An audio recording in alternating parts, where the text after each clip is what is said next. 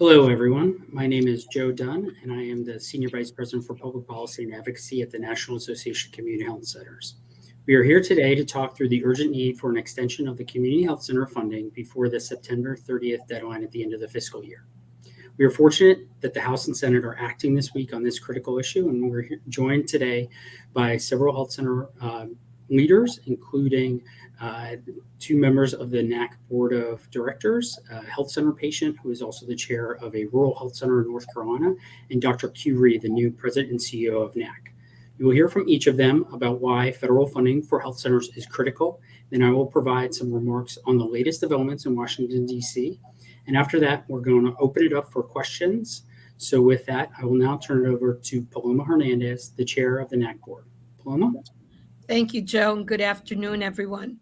I'm Paloma Hernandez, President and CEO of Urban Health Plan, a network of community health centers in New York City. And I am, as Joe said, the current chair of the NACC Board of Directors. Community health centers are often called the best kept secret in the U.S. health care system. And what many people don't realize is that we make up the largest primary care network in the country, caring for 1 out of 11 Americans, or over 31 million patients. Health centers like mine are located in big cities, but they are also found in small rural and frontier communities in every state and territory in the nation. Health centers will care for anyone who walks through their doors, irrespective of insurance status or ability to pay. Not only do we serve as a safety net provider for our most vulnerable neighbors, health centers are also innovators, finding solutions to challenges that are often later adopted by the rest of the healthcare system. Research shows that health centers save lives and taxpayer dollars, generate cost savings, and divert patients from costly hospital visits. In short, we really offer local solutions to national healthcare problems. The Community Health Center program has always enjoyed bipartisan support, having been expanded under both Republican and Democratic administrations. It is a testament to the health center record of accomplishment that at a time when bipartisan agreement is getting tougher and tougher, we have 2 bipartisan bills prioritizing health centers that will be considered soon. Both of these bills extend and increase the federal Community Health Center Fund, which provides health centers with approximately 70% of the federal funding, and will provide health centers with much needed money and certainty at a time when we are serving a record number of patients. As the CEO of a health center, I know what it's like to worry about being able to fund my operating budget just a few months down the road. Healthcare for so many people, most of whom are low income and struggling with chronic conditions, cannot be delivered on monthly payments. What health center CEOs like me around the country need to continue fulfilling our mission of providing care to our medically underserved neighborhoods is sustainable and predictable funding. These bills are an important step forward. Now I will turn it over to my colleague and friend, Michael Taylor, the CEO of Cornell Scott Hill Health Center in New Haven, Connecticut, and chair-elect of the NACC Board. Good afternoon, everyone, and thank you, Paloma. I appreciate it. Just a few facts about community health centers, and that is that we have always existed on slim margins that enabled equally slim cash reserves to access during times of unexpected financial disruption. Maintaining patient access to care is an even greater challenge now in a more competitive and considerably more expensive post-pandemic labor market. Any disruption to our delicate financial balance and even a brief interruption in our federal funding could have a devastating impact and long-term impact on community health centers and on our ability to continue to treat all of the patients who walk through our doors. Any interruption in our federal funding could cause staff departures, discontinued services, shuttered care sites that could take literally years to restore. I implore Congress, I beg Congress on behalf of our patients and the welfare of the many people we serve, or also constituents, to please do everything possible to continue health center funding. It is not hyperbole or exaggeration to say that literally lives depend on this continued funding. And with that, I'm very happy to introduce Deborah Morrison, a board member at Roanoke Chowan Community Health Center. Thank you, Michael. In 2006, I was diagnosed with breast cancer while living in Tennessee. Right before my surgery and chemo, my mother came from North Carolina to care for me and my daughters. A couple of weeks before my 33 radiation treatments began, my mother said she was going home to check on things and she would be back. Little did I know, my mother was sick the entire time she was caring for me. She became very ill when she returned home, and on my last radiation treatment day, while I was ringing the bell signifying a new beginning and being cancer-free, she fell dead of a heart attack. Shortly after her death, my daughters and I moved to rural eastern North Carolina. I didn't have a job, and so I had no health insurance. I needed health care. We needed health care, but with no job, I didn't know how that was going to happen. A friend told me I could be seen at the health center, and my daughters could be seen as well. And we didn't need health insurance. I was due for a follow-up mammogram at my visit, and I was told how I could get a free mammogram. I am a 17-year breast cancer survivor. The breast cancer journey is tough, but being introduced to the health center in my community was a burden lifted and a value added to my family. I'm employed, insured, and I'm still a patient. I serve on my board because I represent the voices in my community who, for many reasons, may not have access to health care and need the services that my health center provides. We are a small rural community. Our health center serves over 16,000 patients. Many of the patient needs are great, but we meet them where they are to provide great health care and to connect them with services in the community. My life was changed forever the day my friend shared with me that my family could receive health care. Health centers make a difference in rural communities just like mine across this country every day. And continued funding for health centers is critical and vitally important to all of us who depend on health care centers to provide great care for everyone every day, regardless of their health insurance status or ability to pay. I will now turn it over to Dr. Rhee, the CEO of the National Association of Community Health Centers. Thank you so much, Deborah, for sharing that story and sharing a really meaningful impact that health centers have in our communities all across our nation. With over 31 million people served, stories like this, as you shared, are so core to our mission and the work that we do every day.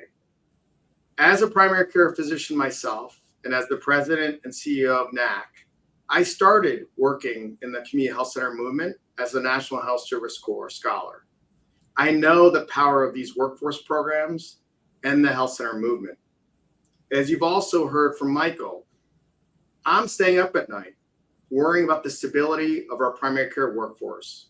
Many colleagues of mine, physicians, nurses, social workers, and dentists, who are concerned about the challenges we're facing in retention and recruitment nationally. This debate over health center funding comes as clinicians all over the country are considering what residency they should go into, what training program, or whether or not they should sign a contract at a community health center. Health center leaders are asking what can be done to provide that peace of mind for these individuals, for our staff, for our workforce, and for the people that they serve. And it is so hard to plan without a level of certainty in terms of our funding. The positive is that Congress is turning their attention to these issues in both the House and the Senate, with both chambers considering legislation that will make investments in the workforce of today, and importantly, look and prepare us for the needed workforce of tomorrow.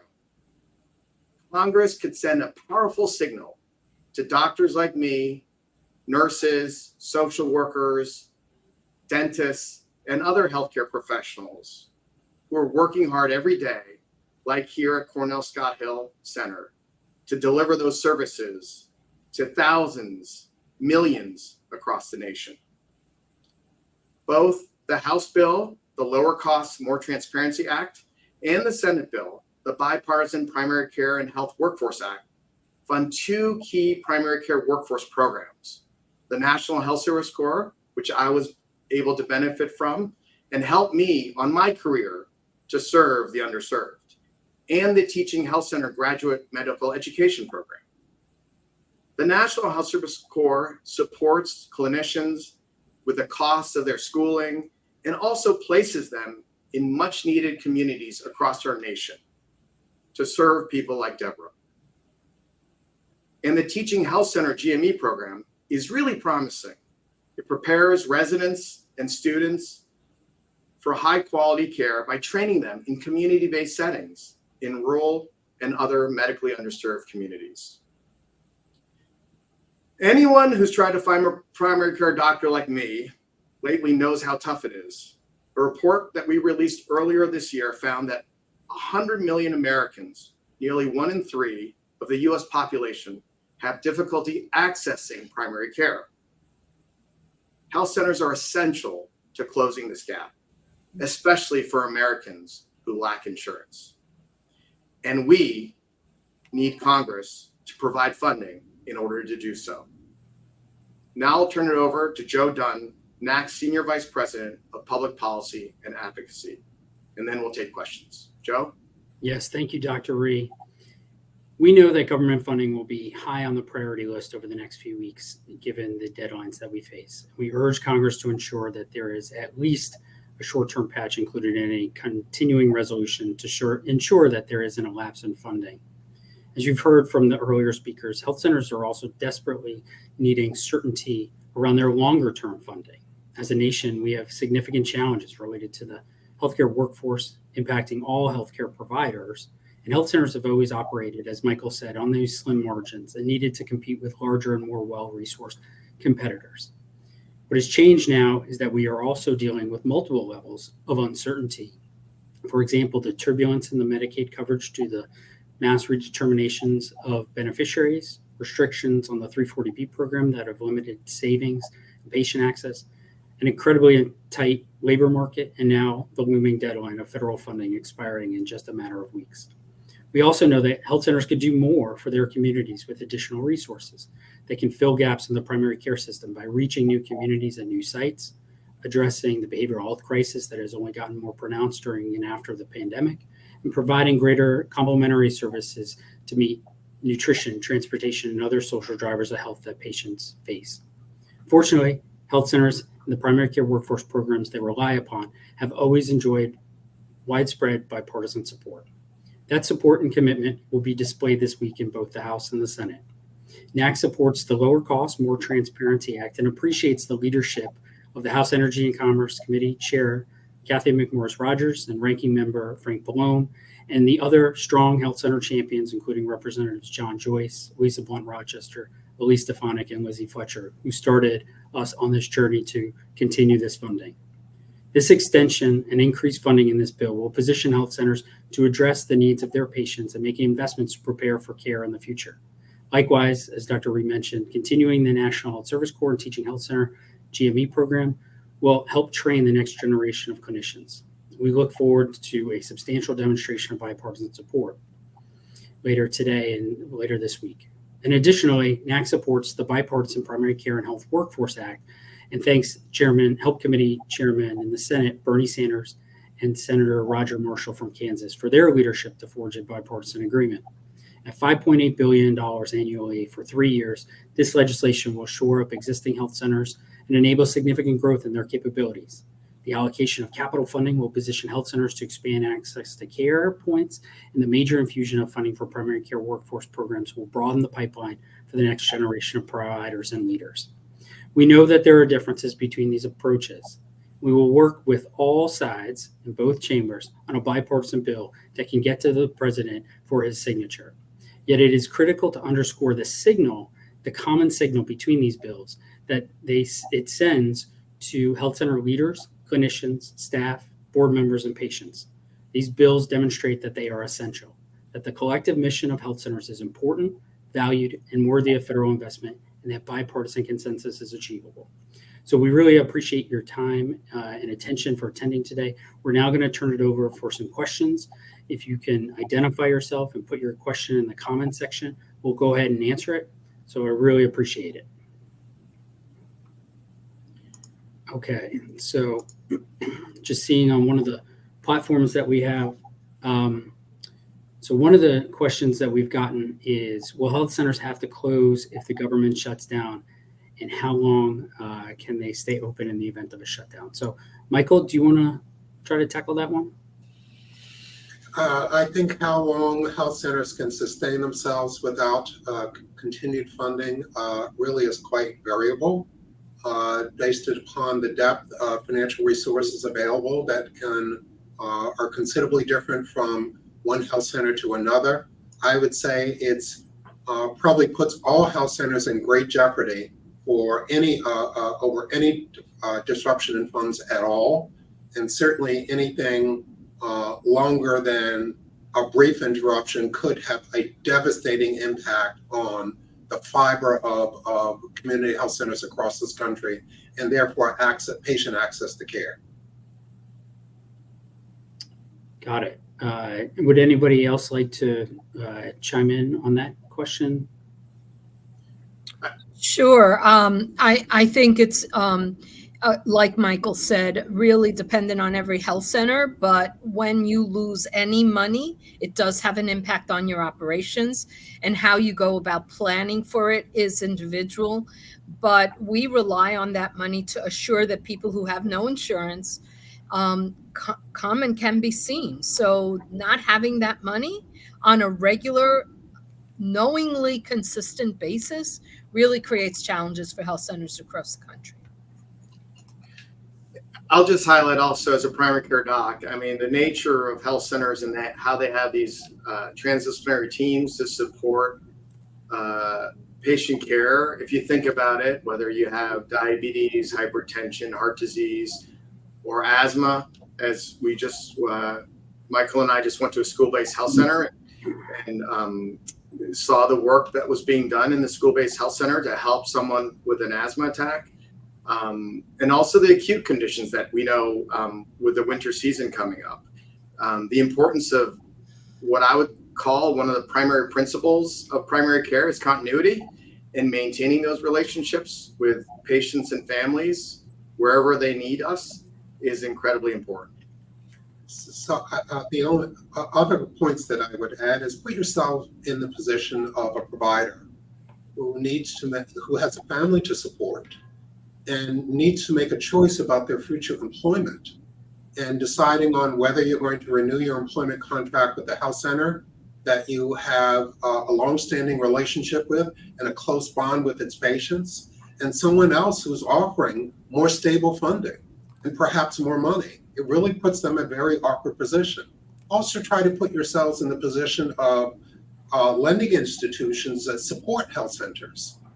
When there isn't reliable and steady funding, Are they going to be apt to continue to support health centers and provide needed capital under reasonable circumstances going forward? Those questions are legitimate. Maybe just a follow-up question, Michael and Paloma, as what are you all doing to prepare for potential lapse, and how do you think your colleagues are doing that as well? I could tell you from my perspective, because this is not the first time we've been here, as a CEO, you kind of have a running list of things that would be cut out, including workers, including sites, including hours of operation, as well as some of the initiatives that actually serve to engage and retain staff. So preparation for loss of funding is something, because of our slim margins, that we do on a regular basis. So I would think that although we don't like to think about being prepared, we have learned how to do that. And so I would think that most health centers are prepared to make some really tough decisions, and decisions that are just not good for anyone, especially the millions of people that we serve every day. Thank you, Paloma. I know we're getting another question regarding, are there any state or states at a higher risk of care disruptions if there is a shutdown because of how that state or state may rely on health centers? I would just add that I think this is a national issue, right? That health centers across the country and the providers that they rely on would equally be impacted, but open to any specific other thoughts from anyone else.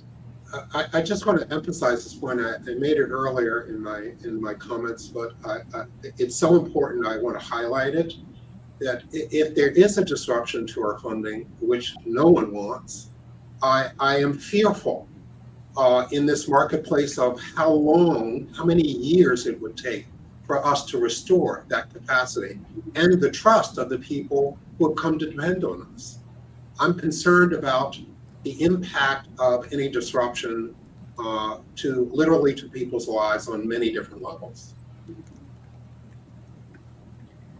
I would think, Joe, that the risk of certain states having more risk than others is probably a question we could get back to based on the level of funding that each state receives. I don't know that any of us know that offhand, but that would be a way of perhaps getting to that answer. Yes, good point. Okay, so getting a question about whether NACHC supports the Lower Cost, More Transparency Act that will require 340B covered entities to report spread pricing. Yes, so this is a provision that is included in the House bill regarding the actual acquisition cost of drugs. We have worked with bipartisan champions in the House on this provision, and we are comfortable with where it landed and support it. We think that it strikes the right balance of preserving the spirit of the original provision and then also recognizing the incredible role 340B plays across the country for health centers and providing lower cost drugs to health center patients. So appreciate that question on 340B. Maybe Deborah, I go to you. I'm getting a question about, with so many government accounts on the line, obviously with the funding as a whole, why is it that this piece of the federal funding pie is so important and should be prioritized? And maybe as a patient, you can speak to that. Sure. I can certainly speak to that as it relates to our rural communities. I live in a very rural community. Access to care is can be difficult at best. And so if we would lose funding at our health center, there would be many people who would not have access to care. Possibly lives would even be lost. I mean, I can only think about, if I would lose access to care, with having a pre-existing condition and what that would mean for me. So I I really think this is very important as it relates to rural communities in particular. Thank you. Anybody else? Yeah. Equally important in urban communities. So, for example, many urban health centers really are the primary care safety net, really are the behavioral health safety net within those communities. And the only other option is for our patients to go into exponentially more expensive hospital emergency departments. That is the only option in many instances. Mm-hmm. Yeah, and I'll highlight that, the progression when you have a chronic condition like hypertension or diabetes and you don't get the care you need, or you have an acute condition like the flu or an infectious disease, is that what happens is you go to the emergency room, which is a lot more costly, and you get hospitalized. Mm-hmm. And health centers save not only lives, but they save a lot of money to the health system because they have that foundation of primary care and that foundation of trust in every community across our nation. There's been, like here at Cornell Scott Hill, since 1968, 55 years of extraordinary work in terms of delivering comprehensive primary care services to people who need it most, nearly serving 60,000 patients. So this is so important in terms of the impact it has on communities, families, and also funding and those worst costs. And just imagine, I normally, as a primary care doctor, might have 1,500 to 2,000 patients that I took care of in my panel with a great team. And to not be able to take care of them and provide that continuity of care and lead them to hospitalizations, that's a terrible impact on the community and those families that those patients are from. Thank you, everybody, for those answers. Getting another question about what is the current level of federal funding for health centers, and I can cover that. Health centers have federal funding through two kind of pathways. The first is the typical annual discretionary funding that goes through the Appropriations Committee and represents roughly 30% of the total funding level. The second funding source is the more multi-year base funding that typically goes, usually it's multi-year again, so it comes up every few years. That's what has been talked about quite a bit, and that's where the main focus of the lower costs, more transparency in the bipartisan Senate Health Bill as well. That is roughly 70% of the total funding. But the key point here is that on October 1st, both of those, or 100% of federal funding for health centers, is going to be expiring or is at stake. And so that's why we really want to see pathways on both of those, progress on both. And that's why we're so extremely happy to see action this week in the House and the Senate. We want to make sure that that continues to be prioritized and we can get a good bipartisan consensus through the House, through the Senate, to the president's desk to ensure there's the stability. So, so let's just see. Getting a question, conversations with congressional leadership about the extension of funding. Yes, we have. I think the benefit, and we've talked a little bit about it, is the health centers for decades have had longstanding bipartisan support from rural, frontier communities, urban communities, suburban. Those members of Congress really understand the importance of it. So we've talked with leaders on both the House and the Senate side, both parties, and I think there's broad support for getting an extension. So we're just, again, really excited about the action and the attention that is getting this week, and we hope that will continue until we get to a final package that will get signed by the president. So just looking for other questions. I don't see any. Is there anything else that maybe anybody would like to mention? Joe, I think it's worthwhile mentioning the continued resolutions that are taking place and that will probably continue to take place until there's some finality on a budget. It's crucially important that health centers get included in whatever CR gets passed. We just cannot afford not to have continued funding for any period of time. It's a great point. Thank you so much for your time and attention today, everybody. If you are a member of the press and you have follow-up questions, I would encourage you to follow up with my colleague, Amy Simmons-Farber, with the NAC Communications team.